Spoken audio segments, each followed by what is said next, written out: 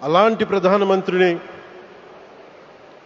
చాలామంది ఆయన మీద మాట్లాడుతూ ఉంటే, ఆయన్ని అనకూడని మాట్లాడుతూ ఉంటే నా గుండె కదిలించేసింది, నా కన్నీళ్ళు వచ్చినాయి, బాధ వచ్చింది.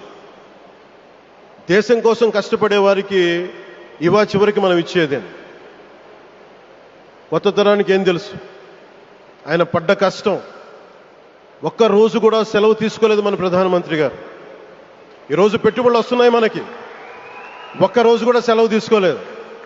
శత్రు దేశాలు, మన అభివృద్ధికి ఈర్ష్యపడే పశ్చిమ దేశాలు, వీటన్నిటినీ తట్టుకొని ఒకవైపు విదేశాల్లో ఉండే శత్రువులతో పోరాడాలి, దేశాన్ని అభివృద్ధి పదంలో తీసుకెళ్దామంటే అంతర్గత శత్రువులతో పోరాడాలి.